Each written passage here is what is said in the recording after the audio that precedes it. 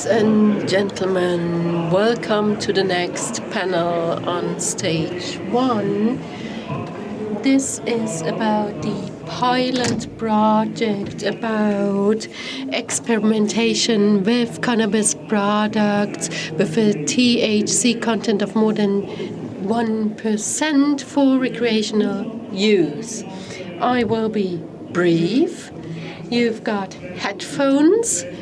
Channel 1 is for English and Channel 2 is for French. So you will hear two really nice voices. If you don't like my voice, just listen to English on Channel 1. So I would like to welcome some high-caliber speakers on stage, people who know exactly what this pilot project is about. This is good because I don't know much of it. I am just the moderator of the panel, and what is important for you to know is that after this panel, we have planned a 15-minute slot for questions from the audience. So if you have questions, please ask them later. I would now like to welcome Heinz Siegenthaler, a national councilor from the Centre Party, and he used to be a member of the Bern cantonal parliament from 1998 to 2005. He has since been a member of the national parliament, and he is fighting for reasonable hemp policy. We also have Christian Werf here, a scientific employee of the Federal Office of Public Health. He has a PhD in biology, and he is in charge of the political basis and implementation, and in charge of granting the special permits for cannabis products with a THC content of more than 1%. Regine Steinauer has been the head of the addiction department of the city of Basel since 2020, and in the scope of a pilot project, she is heading a working group. And now we have Lino Cereghetti here once more, who has been a member of the board of the Hemp lobbying group since 2020. And of course, he is also a member of the management of Pure Gene. He studied biology and agricultural sciences at ETH in Zurich. And we have Richner, who is the managing director of Regine AG, and he'll be able to explain to us what exactly he's doing. His job is a very important one when it comes to these pilot projects. And he has an executive MBA in digital leadership, and he is a professional when it comes to digitization of company or corporate strategies. And I've tried to mention it already. Apart from my short period of cannabis consumption at age 16, 17, when I immediately stopped again, I am a layperson, but I can speak, so that's why I'm a moderator, and I'd like to pass the floor to Christian Werz. Christian, at the Federal Office of Public Health, you play a major role with regards to these pilot projects. Can you give us an outlook on your work and what is happening there? Since the 15th of May 2021, we've had this so-called experimental items article, which is the legal basis for these pilot projects that we're going to talk about in a second.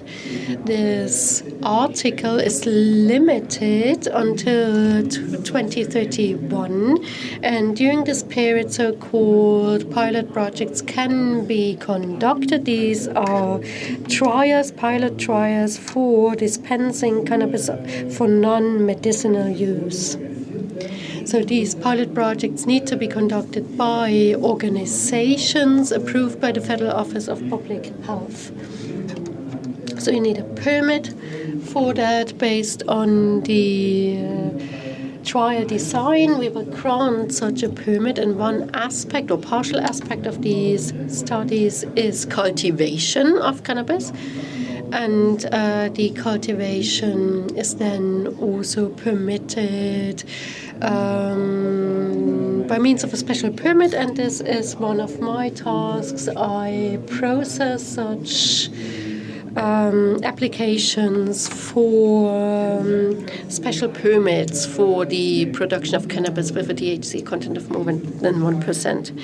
So the aim of the pilot projects is to get ideas for this later regulation of cannabis. So in this experimental settings, we'd like to see what is important. And it's important to point out again that these are scientific studies, and that's why we only conduct these studies in cooperation with well-known institutions.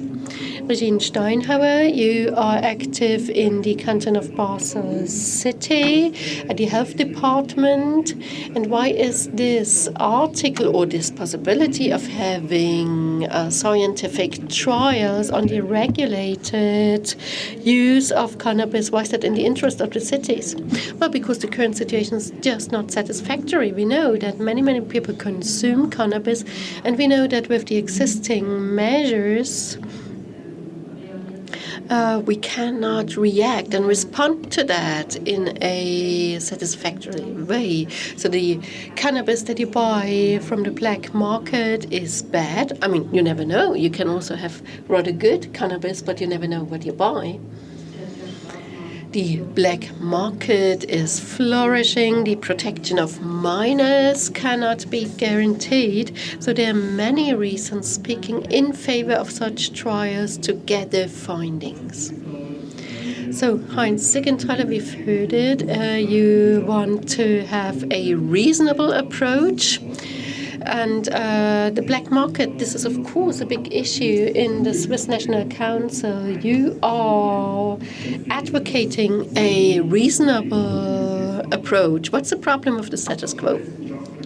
Well, from a scientific point of view, prohibition is no longer justified. Even the Federal Council stated in a report that prohibition didn't meet its purpose. The black market is flourishing, consumption is increasing, and the safety cannot be granted because of a lack of quality assurance. And here something needs to be changed, and I am convinced that drug policy needs to be changed. We have a lot of experience in Switzerland. You can go many years back.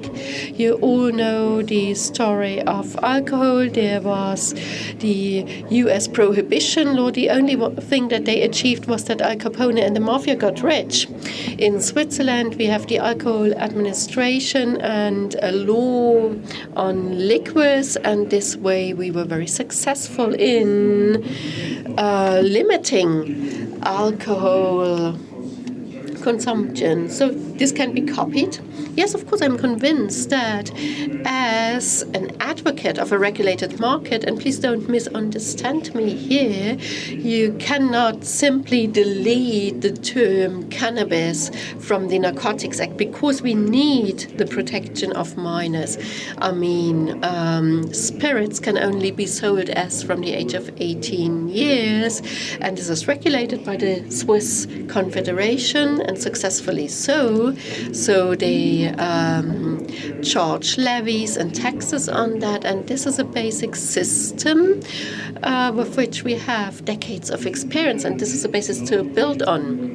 So in your point of view, we are not up to date when it comes to the medicinal use and the recreational use.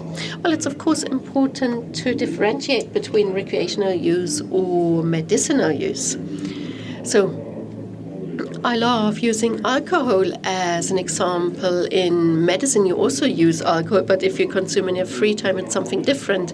And then comes the dual morale of the state. On the one hand, for research, for wine growing, you use it. and it is effective there. And on the other hand, you'd like to prohibit it. That doesn't make sense. Lino Cereghetti, a member of the board of the Hemp lobbying group. What role does your advocacy group play with these pilot projects? Back in 2017, when we founded our lobbying group, we wanted to professionalize the cannabis business in Switzerland, and we started with a handful of members, now have over 200, and thanks to a lot of experience and know-how gathered over the years, and from the beginning we have tried to constructively accompany these pilot projects. We had an exchange with the Federal Office of Public Health.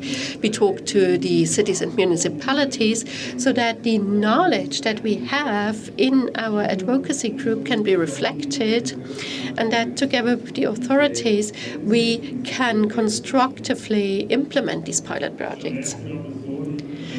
Christian Werz, we said it in the previous panel. If at some point hemp gets legalized, it doesn't mean it's just legalized. There will be new regulation. And now, in this experimental items article, there are also regulations included. You can't just say, I will try it now, register and sell my hemp. How does it work?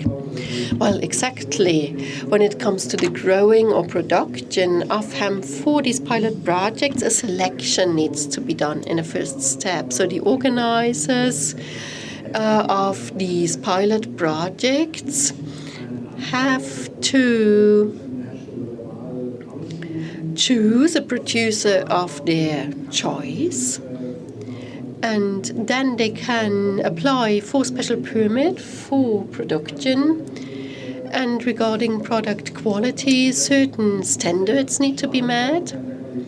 So we took medicinal cannabis as an orientation here for these standards, and these are things that need to be taken into account. And once the cannabis gets produced, you have to check your own quality, but you also need to report back to the authorities and regularly prove that you meet the quality standards.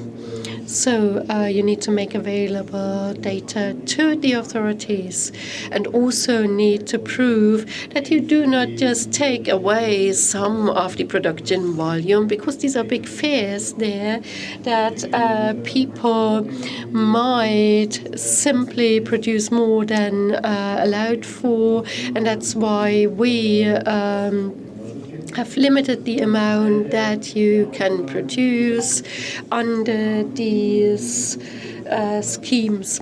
So we have set certain frameworks here. It's all well controlled, and we know that this brings challenges with it for the organizers, but it's necessary. On the one hand, we need to assure the health and well-being of the participants, and we need to make sure that nothing produced in the scope of these pilot projects finds its way into the black market.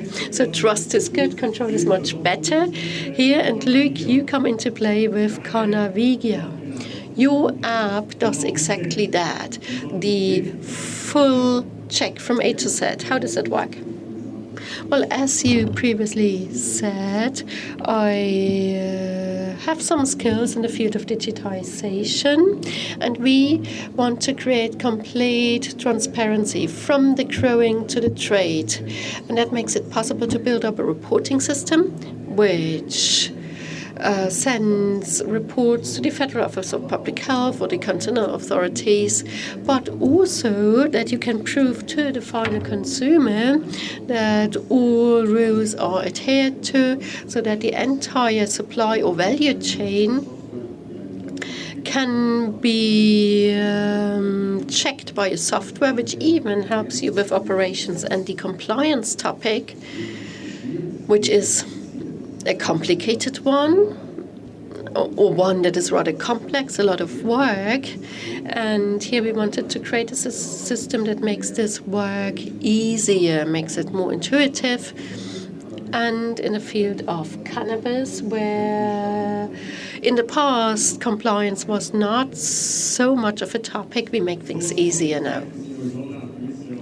Well, I have seen before that you know each other more or less, and this showed me that the Federal Office of Public Health, the municipalities, the politicians, the growers of cannabis know each other and are in exchange. So we have people cooperating here, and it looks like teamwork somehow. Now, Regine, to what extent does that help the municipalities to cooperate with all the levels in order to convince people of the worth of this pilot project? Well, currently we do not closely cooperate with all the layers yet, but it helps already that the interested cities cooperate in a working group cannabis, which was formed much earlier than 2020, by the way, because running scientific trials has been a topic for much longer. And it helps if you coordinate the questions that you'd like to have answered on a Swiss basis, and which questions would you like to specifically focus on in the individual municipalities. So on the one hand, the homogeneity is assured, but also diversity by making it possible to answering specific questions. And we as municipalities, as cantons, as researchers require expert knowledge when it comes to cannabis, and also regarding sales systems, distribution systems. And that's why we need to use the resources available and establish contacts with the Federal Office of Public Health anyway. We need their okay in the end. Well, so how is that? Is it difficult in the scope of this cooperation where you do understand the purpose of everything? Is it difficult to objectively say how you need to do things in order to make sure everything's well regulated? So, I mean, you also wouldn't say every kind of alcohol is allowed. Well, I think it is rather clear what framework conditions have been developed and set. We have said it already. There are certain fields that need to be regulated because the consumer's health is a key priority. But also the scientific character of these studies needs to be underlined, and this is only possible by setting certain rules. Certain rules may be a challenge, of course, but on the other hand, it's also rules that can help the people involved, because if you draw a rough picture of this pilot project in advance, that can help, and how exactly you organize everything can come later.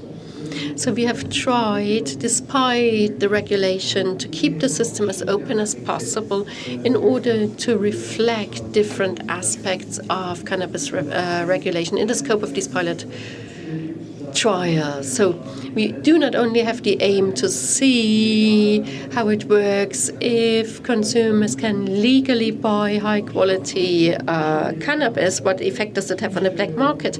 We'd also like to look at mental components, dealing with the family, how do these people behave at the workplace, how if people regularly consume recreational cannabis, does that have an impact on their behavior, and so on. So we try to look into different things. So Heinz, this is a step in the right direction from your point of view.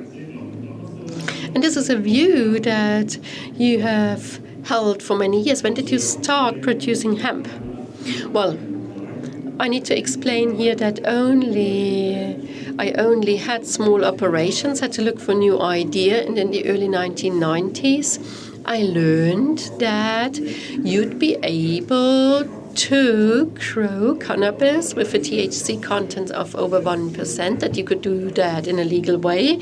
There was a lagoon in the law there, and I started doing that. And around 1995, I found, hey, this thing has a much higher market value than basic groceries like potatoes. And then people started stealing my hemp.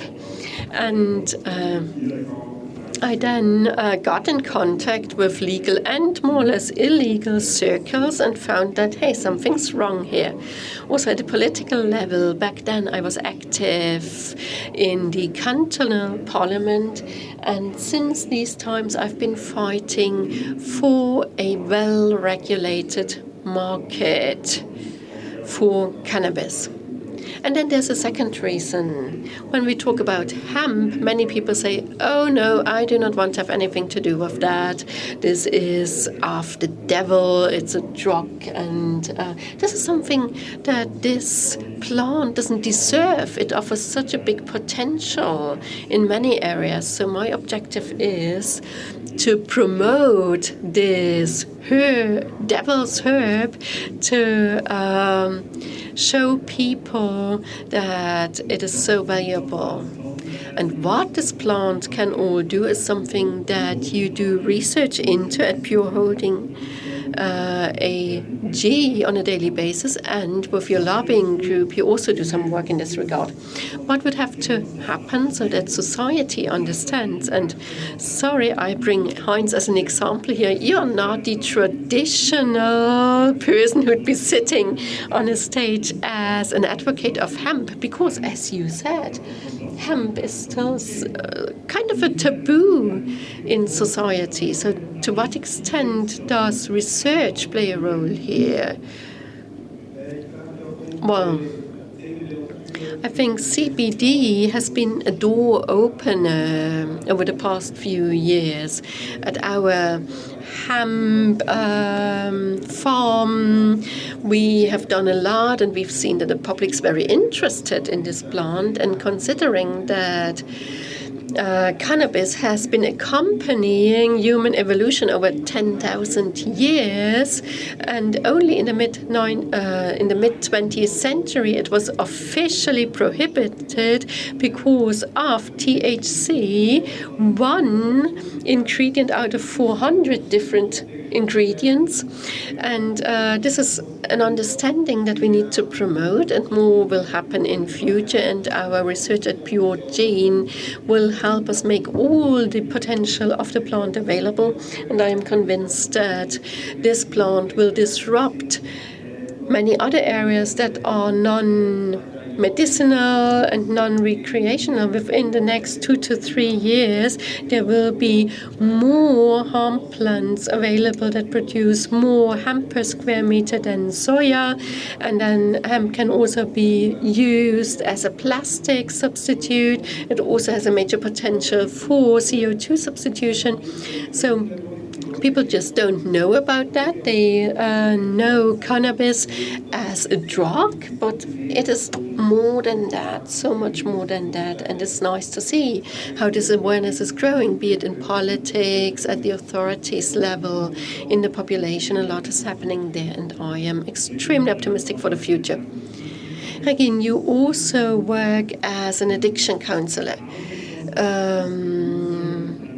Is that something that society is concerned about when they hear cannabis, that it is addictive? Well, out of all those who consume cannabis, only very few get addicted. And our challenge is that we only see them in counseling groups once they are addicted already. So these pilot projects help us get in contact with them earlier. So the addiction's only a small bit or piece of the puzzle, but it plays a role. Okay, so look, I'm trying to build up a very normal value chain here. Let's say Heinz produces, Lino sells, I consume, and Christian is the police who then checks me and punishes me because I consumed.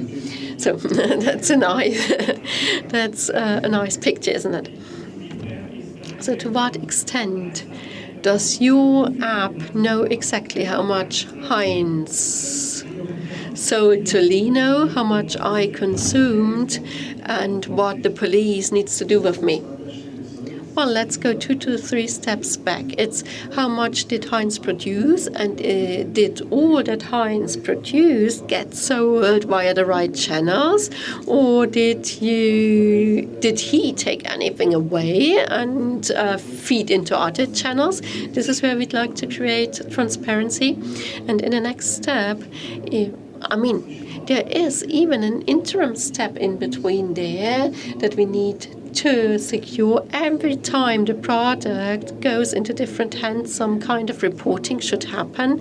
This can be done with a software like mine, but it can also be done with, by other means. You can also do everything in an Excel spreadsheet. It's just way much more work. And Heinz would have to do much more without the automated processes that our app offers. So what we are doing is we'd like to make sure that everything's transparent. We'd like to make sure that you do not even need to interfere. And only if things go wrong, targeted measures can be taken. But what we do is creating transparency between the different parties involved, which also makes the life of the regulators easier. Okay, so it's not that there are big flyers. If you want to smoke hemp, call Christian from the Federal Office of Public Health. But are people sometimes contacting you because they think they might get into the pilot project via you? No.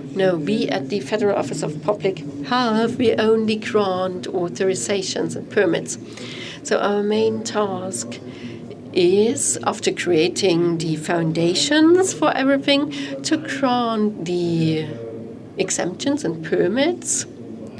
And the actual implementation is then being done by the cantons. They will have to check whether all the characteristic standards are met. If I were a policeman, I would only become active if someone was consuming cannabis in the public space, because that is prohibited. Otherwise, I wouldn't have much to do, except if the software or anyone else found that there was something fishy in a certain production environment or certain quality parameters were not met. But then you just have to recall certain lots, and that's it. Well, okay, coming back to that police examples. Isn't that difficult, even if we have look systems now? I do assume I'm standing next to a friend who's smoking cannabis with a THC level.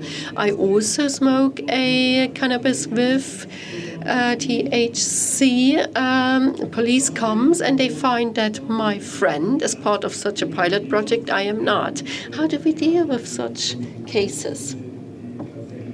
Well, in order to be able to identify consumers as members of these studies, they will get a certain certificate, and we also have certain requirements on how these products need to be packaged, that the package needs to be labeled as part of a trial. And of course, you need to make sure that children don't have access to that, so that the police can really see somebody's a member of such a study, and then nothing would be happening. Or, yes, if they smoked in a public space, something would happen. And if there was a friend smoking who is not a member of these trials, then the same would happen as today. Okay, Regine, coming back to the cities and municipalities roles, there's an interurban working group, but nevertheless, for me as a lay person, it is difficult to understand. Christian is active at the federal level, and then below his level we have the cities. Do they all follow their own approach, and are there cities who have differing opinions? Well, what we can say is that all cities need to take the ordinance as a basis. That's clear. But then there's minor differences that you need to discuss with the police, like how such a certificate needs to look like. These are really detailed questions. But this is something that you do in exchange with the other cities, yes.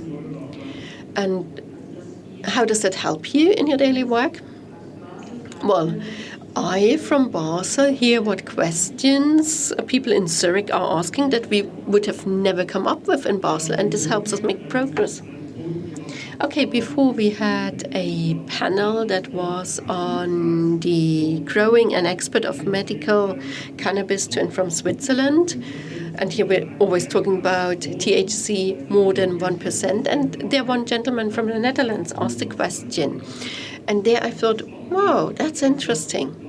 He asked, why do many countries do a lot in this area already?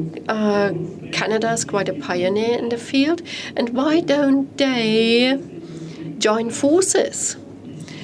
And now, Heinz, what's your take on that? Is that also a question that you ask yourself, or are you of the opinion that this exchange is happening, and what exactly should be happening in the next 10 years?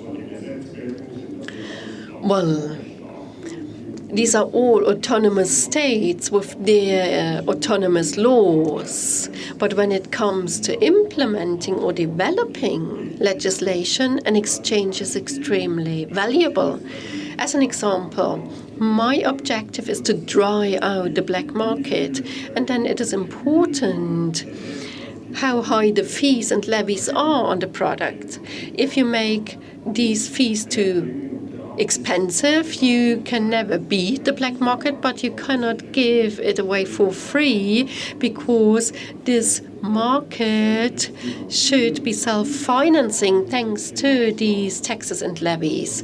And here other countries have gathered experience already. So as an example, in the medical area, they've made their experiences. In the social area, they've made experiences. What does that change in society? How do people act if they can legally source these drugs? And in my opinion, yes, an exchange is happening when it comes to the implementation of the laws, but when it comes to legislation, the states are autonomous. Christian, I'd like to ask you a similar question. We heard Heinz mentioning the price tag, and this is probably a question that you need to look at. Well, when it comes to pricing, we have created the conditions for prices taking the local black market as an orientation. And they should also differ according to the THC content. So if you buy products with a higher THC percentage, they should be more expensive than products with a lower THC percentage. These are the two criteria that we've set. But that's all that we have done. The rest of the pricing process will be done by the producers. They have their production costs, and sales and marketing is part of certain projects.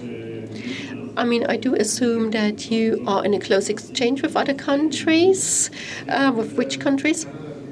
Well, Canada is often mentioned because Canada's the market where we have regulation already and where you can just watch how a country develops if it has a regulated cannabis market. Of course, you cannot translate that directly to Switzerland.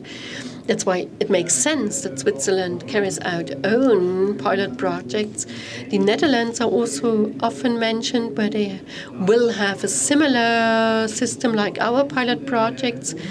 And there we have an exchange regarding individual points of the regulation where we benefited from their experiences.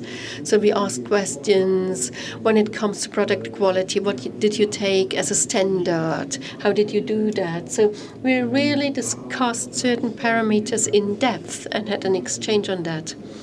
And we also discussed with the Netherlands how to organize such studies. And that was an exchange that was very interesting for both sides. and also the other countries look at what Switzerland's doing and are looking forward to the future development with these pilot projects. And look, you also looked beyond the national boundaries. Yes, of course. In the beginning, we looked at what the Americans were doing. And they have transparency with the state controlling everything. The Canadians have a slightly different system. And we then tried to see what would work in Europe. We got inspiration from the regulation for medical use. That's rather clear, but when it comes to CBD, food safety standards need to be looked at and so on. And we really took different systems as a source of inspiration, and on this basis developed something that we think would work for Europe and Switzerland, but always in cooperation with other countries. And one of the big achievements here, if I may say so, is that these pilot projects will be regulated, but they are still so open that everyone can simulate a real world, a real market. So from A to Z, from the beginning to the end, with all the different levels involved, universities, market research, socio-cultural studies. We can look at what such a market could look like, how you can do this transition from the old to the new industry, and how this can be accompanied. And in my opinion, you should really take a close look at what is happening abroad, but don't forget, at the moment, the world is looking at Switzerland, at what we're doing here with these pilot projects, and we are in an extremely strong position where we can create something entirely new, where we can have a breakthrough approach together with the institutions, advocacy groups, universities, and the regulators. And the lobbying group here helps us. So time's flying. We are almost at the end of our panel, but I'd like to seize the opportunity to ask you, my panelists, what kind of signal is that? I mean, we're sitting here in a panel discussion, and you need to be frank. Ben, who organized this exhibition, he did that already many years back, and then it was very small, and now they even have a moderator like me here. So what does that mean now to have these pilot projects, especially for you, Heinz, for somebody who has been fighting for reasonable hemp policies for a long time? It's extremely important. We need to go ahead in small steps. And what I've learned is that education, information is key. And at this event here, people are being educated, people receive objective information. And I myself also needed to be educated when I was a young man. I also in the beginning believed these fairy tales that hemp was a product of the devil. So we need to start small, but I have never been sitting in such an harmonious panel. I usually participate in political panel discussions with very fierce opposition, and this opposition is something that you also have in a regulated cannabis market. And I just want to make sure that these pilot projects are not used as tactics to decelerate development. We will soon have a referendum on marriage for LGBT people. So it has taken 15 years to have this referendum. And one day we will also have a referendum on the legalization of cannabis. And I don't want this process to take 15 more years because people say, no, we have these pilot trials, let's do 10 years of pilot trials and then see and then take another 15 years. No, I think we here all agree, but I am concerned a little, apart from these big advantages that these pilot trials will bring, that the wrong people will abuse them to politically break the development. So when did you first plant hemp? In 1994. At some point, a statue will be built in Zurich, a statue of Heinz Siegenthaler, reminding us of his pioneering role in the legalization of hemp. Thank you very much. Now, Christian, you are here as a representative of the Federal Office of Public Health. Yes, I am of a similar opinion. I think that over the past few years, and this all started with the CBD wave, you could say, cannabis has attracted public attention again, and never before did we have such an intense dialogue on cannabis as in the past 5 to 10 years. And that's the reason why we're sitting here now. A lot has changed in people's thinking and understanding. Many of the people who would never smoke cannabis started taking cannabis droplets. And thanks to education, we've been able to achieve a lot.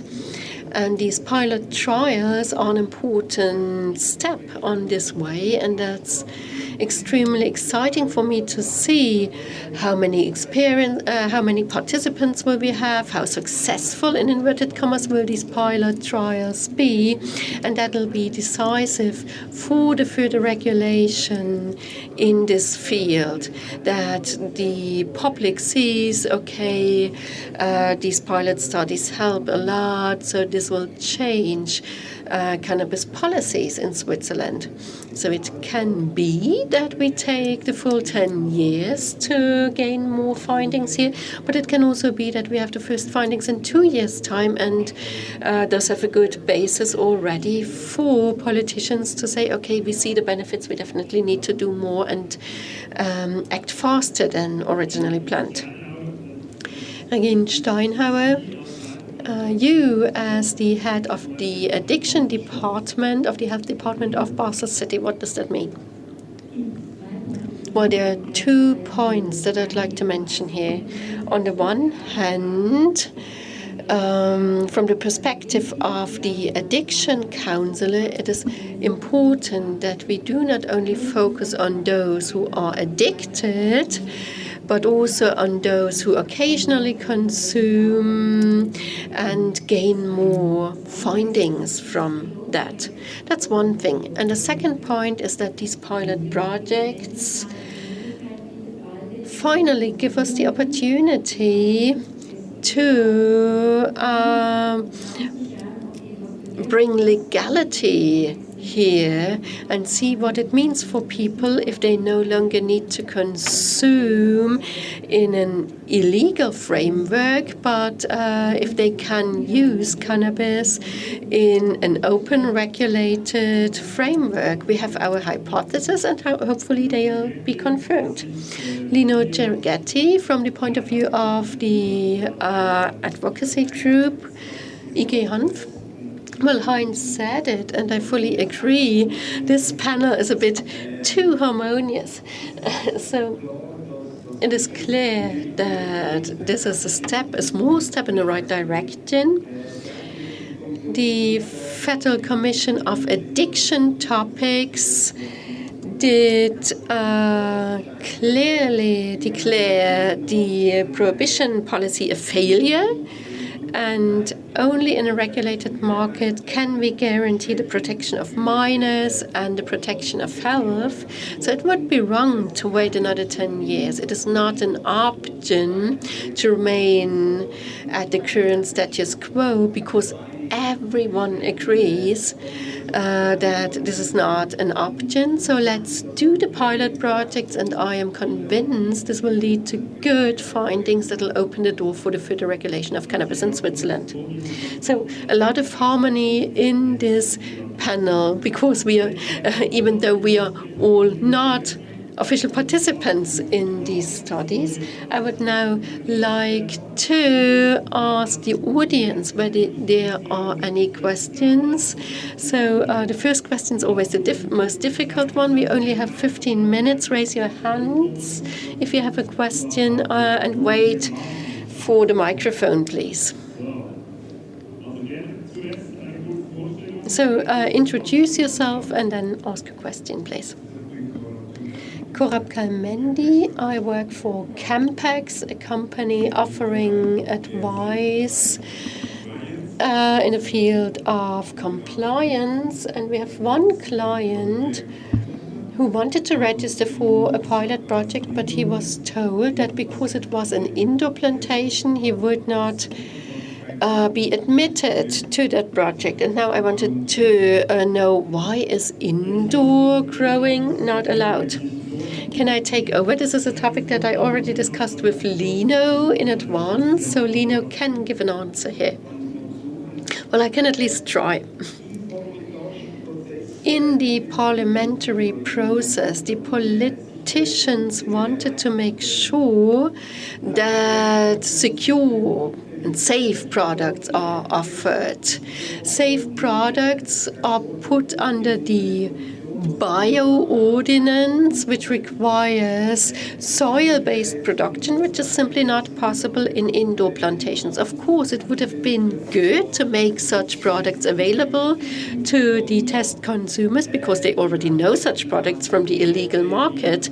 And I think both the municipalities and the Federal Office of Public Health would have welcomed that, but the politicians voted against that because they referred back to the bio-ordinance, and this bio-ordinance doesn't make that possible.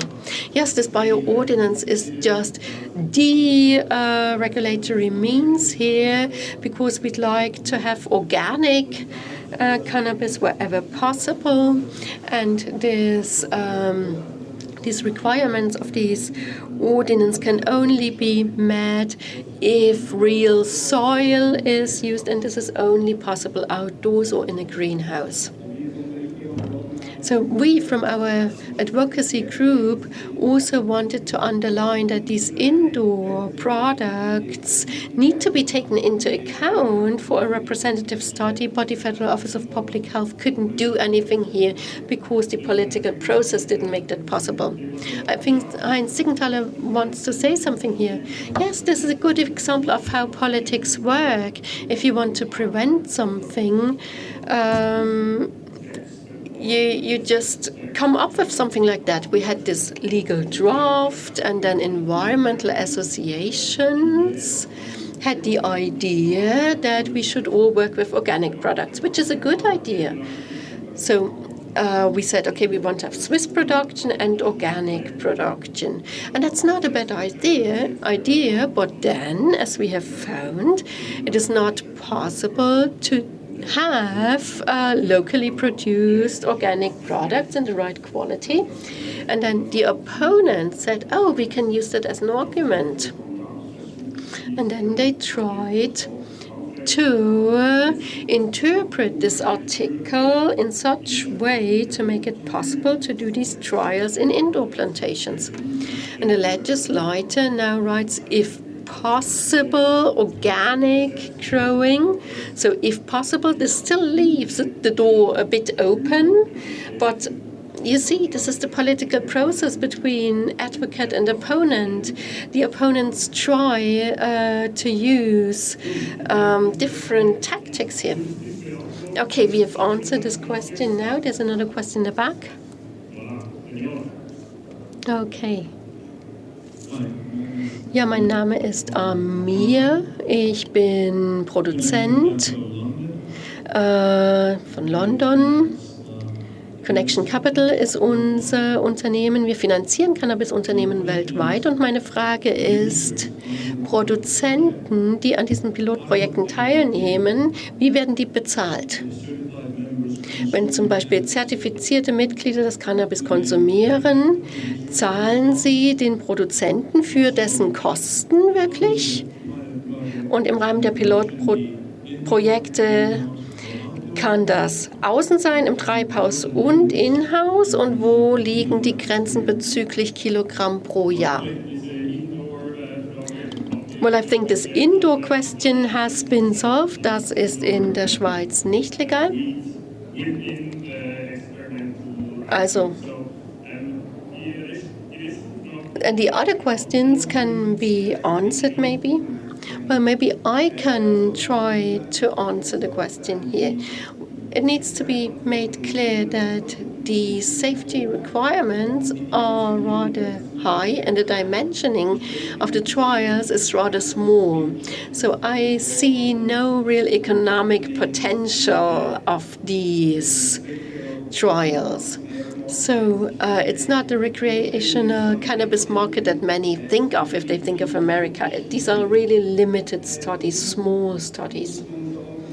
And you need to take into account that, for instance, we from Pure, as a market leader, assume responsibility and support and accompany these studies in order to drive ahead with regulation in Switzerland. So we don't do that out of a financial interest. So you will never make big money with these trials, but it's an important contribution to get to the next step of cannabis regulation in Switzerland.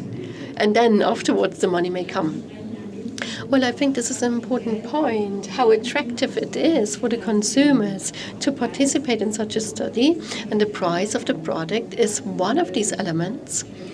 And as Mr. Cereghetti said, nobody will really make money with that because the regulation says the price takes the black market as an orientation. And if you have production costs, packaging costs, levies on it, there will not be much left. But the main target must be that we have participants who participate in the study. That's key.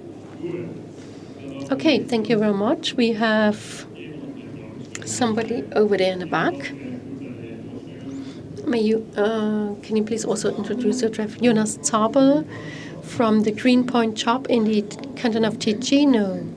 For the final consumers, to make that attractive to them, we know there are kids in Switzerland what would motivate these kids in Switzerland, what would motivate them to participate if they must fear that as a THC consumer, when they get in the police check, that they might get punished? Well, it depends probably on how much THC they have in their blood when they get checked. But no, that's an interesting point. I don't assume that the whole project justifies smoking before driving. Well, the project don't make cannabis legal. The restrictions remain in place.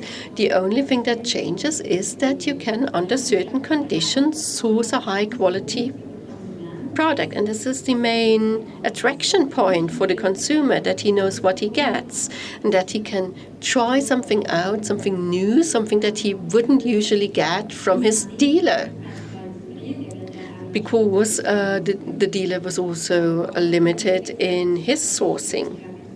But making things attractive for the final consumers, this is the biggest challenge for us.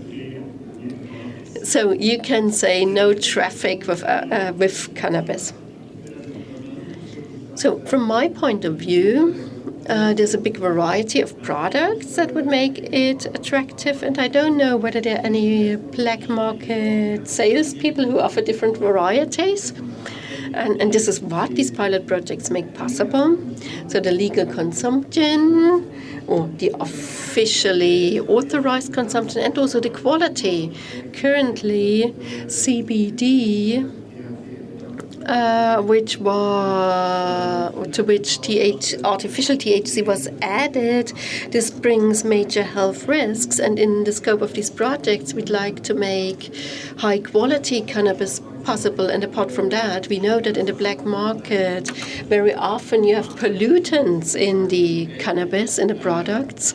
And here we have a product where we can say you can consume that without damage. at least apart from the actual damage that the consumption of cannabis poses. So we have one more question because our interpreters need a break after a certain time. So there are a few thousand people who will be allowed to these pilot projects, and these projects run over many years. We have the situation with the synthetic cannabinoids. What about these? Will they be left aside so only very few people can participate and all the others will still smoke illegally? I think it is 5,000 people per pilot project who will be allowed, but Regine can tell us more about that. Well, when it comes to synthetic cannabinoids, you have the possibility of going to the drug checks that certain cities offer, where you can have the authorities check whether they are polluted or not. And you said it before. We all hope that the first findings from the first pilot studies will come earlier than just the 10 years, so that we do not have to wait 10 years until more happens. So I think we can finally say we are still in the process of producing that hemp rope, and at some point we'll be at the end. Thank you for listening. Thank you, Heinz, Siegenthaler, Christian Werz, Regine, Steinauer, Lino, Cereghetti, and Richner. Thank you for the time that you dedicated.